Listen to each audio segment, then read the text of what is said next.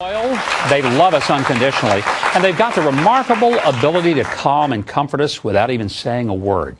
It's why the organization Guardians of Rescue is matching dogs with veterans who are suffering from PTSD.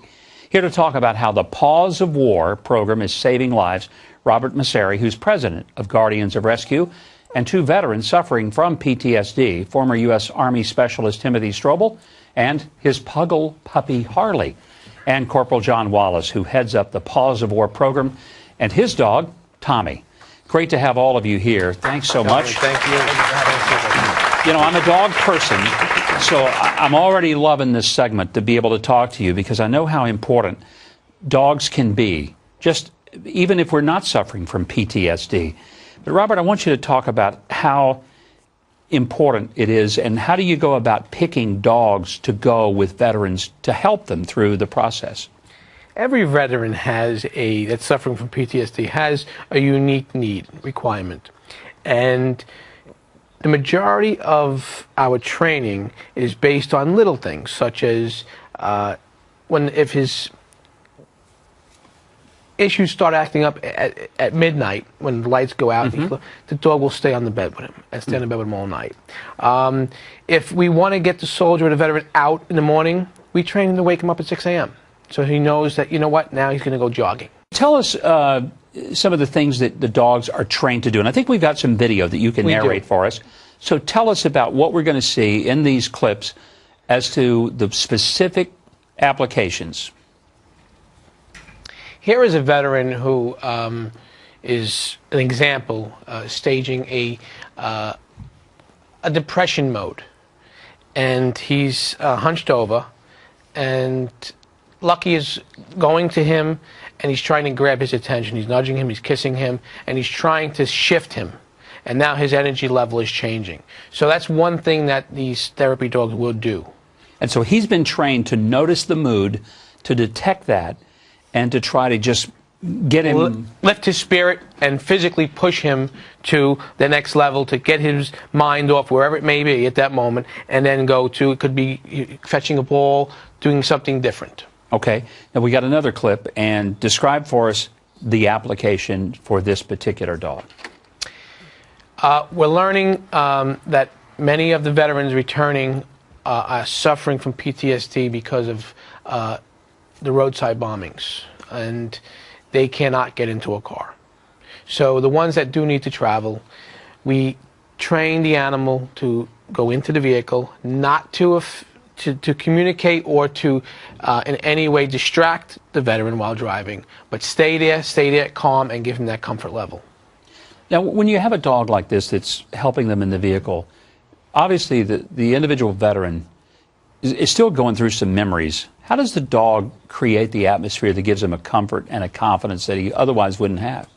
Well, I think there's a different thought pattern when the dog is with that veteran. And we learn and we train the veteran to experience great things with the dog.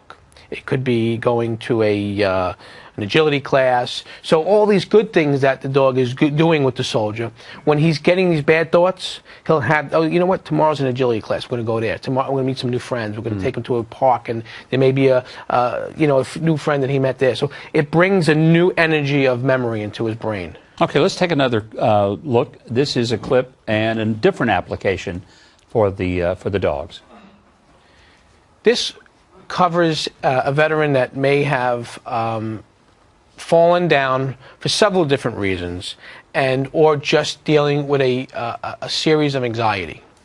And he will work, the dog will be trained to work with that soldier, but not to give him that heavy nudge, and to soothe him and slowly bring him up. What kind of results, Robert, have you seen from using the dogs to help veterans come back and adjust to as normal a life as is possible with PTSD? I don't know a veteran that'll ever have a normal life that's suffering from PTSD, but the results are amazing, and they tell me every day, Robert, this is I don't know what I would do without this dog. We're talking with veterans who have returned from war with PTSD. And Timothy, you came back after having served as a senior medic. And I want to ask you what kind of challenges you face, what kind of issues that you have struggled with since you've come back from war. Well, I was injured over there, but I'd say the main issues have been PTSD related, nightmares, not liking crowds in the beginning. When I came back, it was in 2007. So for a while there, I really did have some issues. I ended up being hospitalized. But I'd say that the nightmares, the crowds, just the trying to live a normal life was. Who told you about the program, Guardians of Rescue, and you being able to have a dog that would help you? Well, I'm the program coordinator for another PTSD program called the Joseph Dwyer Veterans Peer Support Project. And Rob reached out on our Facebook page and asked me if I wanted to be involved. John's been involved with the program for a while. John and I have a history together. And I guess he told him to reach out to me. So it's a great fit with my organization as well. How is Harley helping you to just feel comfortable and at ease? Well, look at that face. It's the days that I get down, and like I said, I'm running. I have a full-time job. I live with my girlfriend. She has 3 daughters, so I'm just, let's just say, stressed. Yeah. Part of the time. And she'll come and she'll sit on my lap, and it's instantly calming. It's almost like turning a switch. John, you have Tommy, and when you first got Tommy, were you really optimistic that Tommy was going to help change your life and be an important part of your therapy with PTSD? I knew that because when I was over there, I had 3 dogs that I kind of pulled out of a pack, and they lived on our camp, and they helped me tremendously over there, as well as the rest of the soldiers. John, what happened to you in the war? What was it that was so traumatic that as you came back, you couldn't just let it go? Yeah, I couldn't let it go. It's just witnessing the human suffering, and war is a terrible thing. We tend to assume that everybody comes back, and as soon as they get back to their homes and their families, everything's okay. It's not okay, is it? No, it's not the case. It leaves an imprint, and I believe that on some level you lose your innocence. I know that I've lost that innocence, and it's accepting. I too have been hospitalized and have gone through extensive PTSD treatment. One of the things I learned was that my life is going to be different post-deployment. And for me, it was anxiety, depression, even drug addiction for a while that I've struggled with. A lot of your fellow soldiers couldn't get over it. That's Suicide rate among veterans who return from war is alarmingly high. Does that weigh upon you? Absolutely. I buried my best friend about a year ago. Somebody that I served with. Who took his own life? Yes. Yep. Tell me how Tommy is helping you to have a different road ahead than your friend. I think Rob described it best as Tommy knows, like when I'm off, he knows that whole depressed mode. For someone that has struggled with depression, he'll come, he'll lick my face, having him to the park every day, to the beach.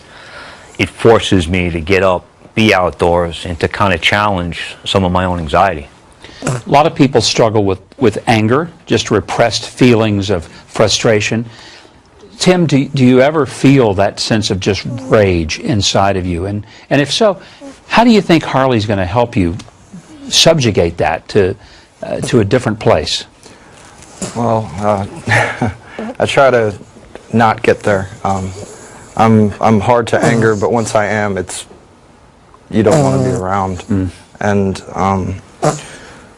she's snoring. I apologize. That's okay.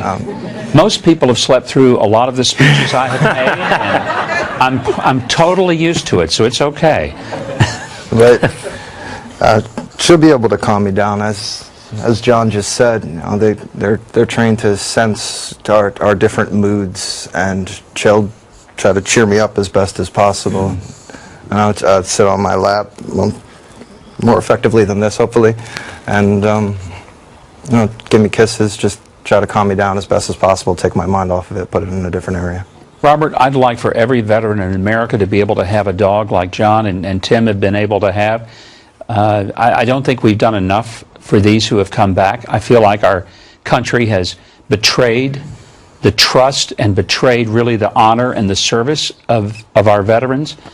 How do we help get dogs into the hands of every returning veteran who needs that companionship and that help? Well, they could start by going to our website, just guardiansofrescue.org, and we would be happy to speak with every veteran that we could help. You need money, though, don't you, to get the dogs, to train the dogs, and prepare the dogs? We are a all-volunteer organization, and we can't survive without any money. Tim and John, thank you for being so candid and honest with your stories. And Robert, God bless you for what you're doing for all of our veterans. And thank you very, very much.